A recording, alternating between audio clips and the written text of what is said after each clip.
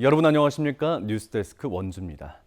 문재인 정부 시절 비정규직의 정규직화가 시작됐지만 국민건강보험공단 고객센터는 8년이 지난 지금까지도 전환되지 못하고 있습니다.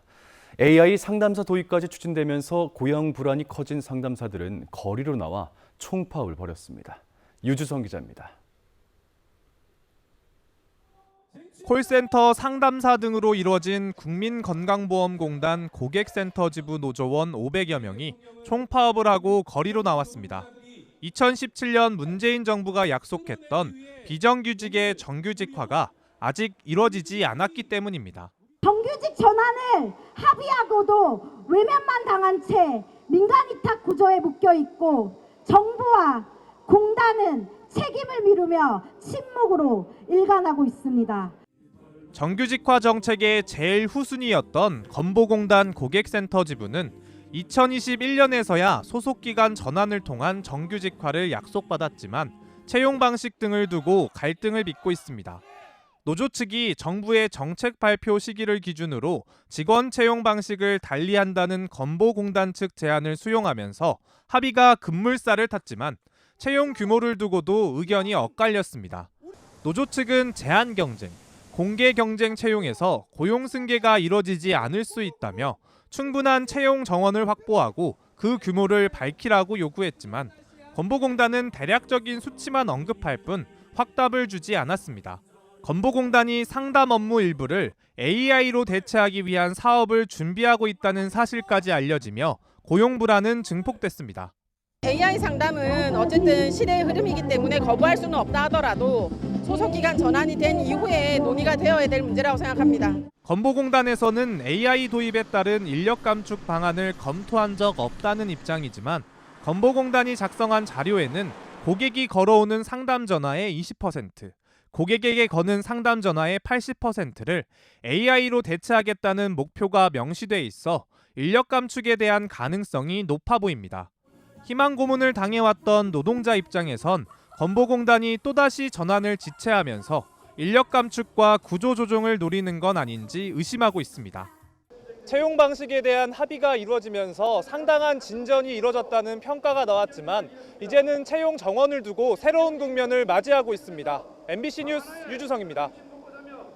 주택과 마찬가지로 상가의 경우도 월세를 내는 임차인들을 보호하는 법안이 마련돼 있습니다.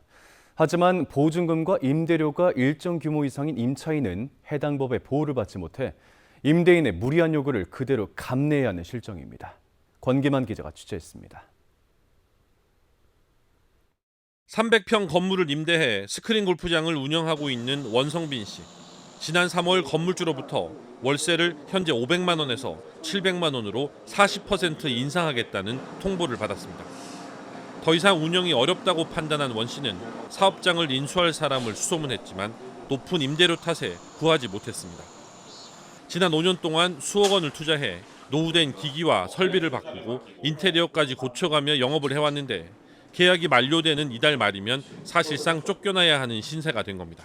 렌탈료 나가고 뭐 이런 리스비 나가고 또 여기 또 재투자를 또 하다 보니까 사실 버는 거는 뭐 먹고 사는 거밖에 없어요. 이제 5년이 돼서 좀 더 이제 뭐 렌탈료 나가고 리스 다 갚고 해서 좀 더 벌어보려고 했는데 건물주인이 이 같은 상황에 처한 임차인들을 돕기 위한 상가 건물 임대차 보호법이 마련돼 있지만 이 스크린 골프장처럼 상대적으로 규모가 큰 경우에는 적용받지 못하는 경우가 많습니다.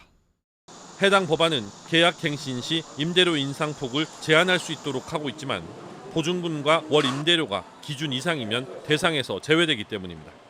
월세를 많이 내는 이 업장들은 아무래도 투자가 많이 들어가게 되잖아요. 더 남들보다 소규모 업장보다 더 많이 들어가게 된다. 그러다 보니까 임대차 보호법에 못 받다 보니까 손해는 그만큼 더 크게 되는 거죠. 이제 좀 돈 좀 벌어보려고 투자해서 했는데 이거를 건물주인이 그 정도로다가 얘기를 해버리니까. 임대차 보호법 적용을 받으려면 원주의 경우 보증금에 월 임대료의 100배를 더한 금액이 3억 7천만 원 이하여야 합니다. 예를 들어 보증금 1억에 월 임대료가 270만 원을 넘으면 적용받지 못하는 겁니다. 상가 건물 임대차 위원회가 심의를 통해 기준을 정하는데 이를 대폭 완화할 필요가 있다는 지적이 법조계에서도 나오고 있습니다. 입법 취지가 임차인을 보호하기 위해서 만들어진 법률들입니다. 그런데 지역별로 보증 금액에 차등을 두어서 그 초과하는 금액에 대해서는 일부 규정을 보호받지 못하도록 되어 있거든요. 근데 그런 것이 과연 합리적인지는 지금의 상가 임대차 보호법이 영세상인 보호에만 초점이 맞춰져 있어 오히려 높은 임대료 부담을 안고 힘들게 영업하는 임차인들은 사각지대에 놓여 있습니다. MBC 뉴스 권기만입니다. 밤샘 근무에 투입되는 소방관들을 위해 날마다 간식비가 지급되고 있는데요. 금액이 4,000원에 그쳐 소방관들의 허기를 달래기엔 역부족이라는 지적이 나오고 있습니다. 김준경 기자가 취재했습니다. 어두컴컴한 밤에도 불이 켜져 있는 소방서. 현장 대응단 근무자들은 언제 출동할지 몰라 밤새 긴장을 놓지 못합니다. 야간 근무를 하다 출출해진 소방관이 야식을 사러 편의점에 들렀습니다. 덮밥을 들었다가 4,900원이라는 가격을 보고는 다시 내려놓습니다. 저희가 간식비가 있는데 지금 이걸 사게 되면은 마실 걸 살 돈이 조금 부족해가지고 결국 3,400원짜리 김밥 한 줄과 나무젓가락만 챙겨 나옵니다. 12시간 밤샘 근무 때 쓸 수 있는 출동 간식비가 한 사람에 4,000원에 불과하기 때문입니다. 이렇다 보니 간식비를 모아 빵과 정수기물로 간단하게 허기를 달랠 때도 있습니다. 출동 간식비 금액인 4,000원을 들고 편의점에 다녀와 보겠습니다. 이 햄버거를 하나 샀더니 100원밖에 남지 않아 생수 한 통조차 같이 사지 못했습니다. 이마저도 재작년에 1,000원이 오른 가격. 처음 지급되던 1998년부터 27년간 3,000원에 그쳤습니다. 전국 상황도 비슷합니다. 현재 경남 창원은 인당 3,000원, 강원과 광주, 대전이 4,000원, 나머지 지역도 5,000원에 불과합니다. 에너지를 보충하여 현장 대응 능력을 유지하는 데 목적이 있는데 그런데 현재의 금액은 너무 현실에 맞지 않습니다. 농촌에서 근무하는 소방대원들은 간식비를 사용하기조차 어렵습니다. 현재 시각은 밤 10시 20분인데요. 양구지역 119 안전센터와 가장 가까운 편의점을 찾았는데 벌써 이렇게 문이 닫힌 채 영업을 마친 상태입니다. 비슷한 시각 다른 마트와 편의점 3곳도 영업을 하지 않고 있습니다. 소방관들은 강원도지사와의 간담회 자리에서 고충을 호소했습니다. 현장 활동 마치고 편의점에 들렸을 때 개인 돈으로 지출해서 먹은 적도 있고 아니면 이제 돌아보다가 그냥 나오는 경우도 종종 있는데요. 이런 부분에 있어서 자괴감도 좀 많이 들고. 강원도는 출동 간식비를 전국에서 처음으로 6,000원까지 올리겠다고 약속했습니다. 시기는 내년부터입니다. 하지만 소방관들의 출동 간식비 인상 속도는 치솟는 물가에는 여전히 못 미치고 있습니다. MBC 뉴스 김준겸입니다. 물 부족 어려움을 겪고 있는 강릉에선 어제부터 가정용 상수도까지 제한급수가 시행됐습니다. 이장 통장과 수도 검침원들이 집집을 돌며 첫날 계량기 11%를 조정했습니다. 김인성 기자의 보도입니다. 저녁 7시가 가까워진 시각, 강릉시 강동면의 한 마을 이장이 인근 가정집을 방문해 수도 계량기를 조정하고 있습니다. 아침부터 하루 종일 다니며 계량기 조정 작업을 벌인 곳은 30여 집에 이릅니다. 절수를 하러 다니는데 날씨가 너무 더워가지고 좀 힘들었고요. 마을 주민분들은 호응을 잘해주세요. 주민들은 적극 협조하면서도 평생 처음 겪는 가뭄 재해가 지속되면 물을 줄이다 아예 끊기진 않을까 걱정이 태산입니다.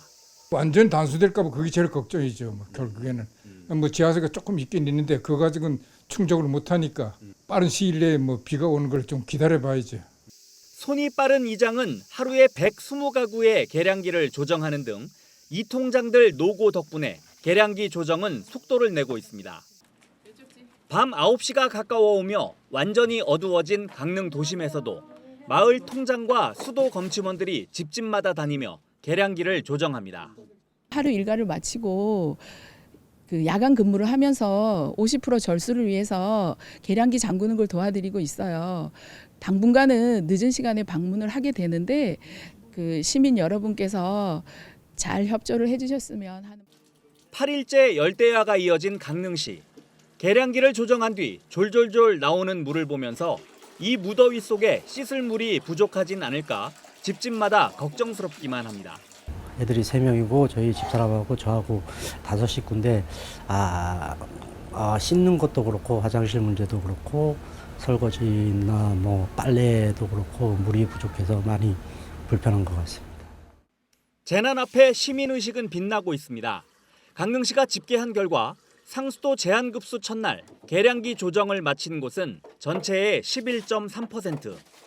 다만 오봉저 수지의 저수량이 앞으로 20여일 쓸 것만 남아있어 강릉시가 다음 주까지 대상 계량기를 모두 조정해도 얼마나 버틸 수 있을지는 미지수입니다.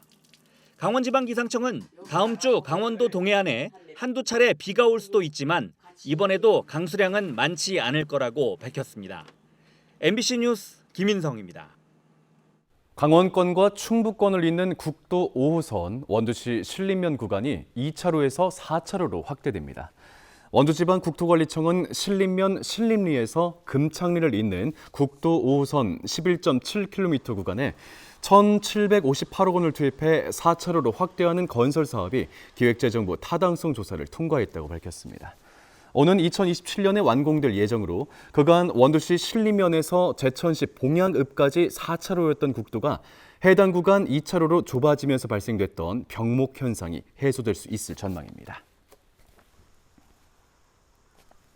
방탄 방검 장비와 군용 차량에 사용되는 초경량 강화 섬유를 생산하는 업체가 원주 문막에 이어 불온에 추가 공장을 짓습니다.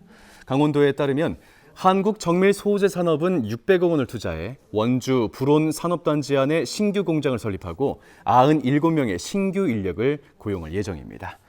해당 기업은 지난해 원주 문막 일반산업단지의 공장 신설을 결정지은 바 있고 이번이 도내 두 번째 공장 설립입니다. 강원도와 원주시는 투자 협약을 맺고 원활한 공장 신축을 위해 지원할 예정입니다. 2026학년도 수능 원서 접수가 오늘부터 다음 달 5일까지 진행됩니다. 올해부터 수능 원서 온라인 사전 입력 시스템이 도입됐으며 수험생은 온라인 사전 입력 홈페이지에서 본인의 응시 정보를 직접 입력한 뒤 현장 접수처를 방문해 접수증을 발급받아야 접수 절차가 완료됩니다. 응시원서 온라인 사전 입력 기간은 다음 달 4일 오후 6시까지, 현장 접수는 다음 달 5일까지입니다. 2025 원주 라면 페스타가 다음 달 19일부터 21일까지 사흘간 원주시 우산동 상지대학교 노천극장 일원에서 열립니다. 우리나라 최초의 라면인 삼양라면 공장이 있는 우산동 일대에서 열려 그 의미를 더하고 방문객들에게 원주만의 먹거리 문화를 알리며 지역 상권도 활성화하기 위해 올해 처음으로 상지대길 상인회가 마련했습니다. 이번 축제에선 유명 셰프의 쿠킹쇼, 다양한 종류의 라면 맛보기 부스, 인플루언서의 먹방 등 다채로운 행사가 진행될 예정입니다. 평창군이 청렴협의체 회의를 열고 공무원들의 부패 방지를 위한 개선 과제를 논의했습니다. 군수와 간부 공무원, 도민 감사관 등이 참석한 가운데 열린 이번 회의에선 올해 상반기 청렴시책 추진 현황 등을 공유하고 부패 취약 분야 도출 결과와 개선 과제 등을 집중적으로 논의했습니다. 거액의 공무원 뇌물 사건이 발생한 평창군은 이번 회의에서 논의된 개선 과제 이행 상황을 지속적으로 점검하는 등 내부 청렴도 향상을 위한 노력들을 확대해 나간다는 계획입니다.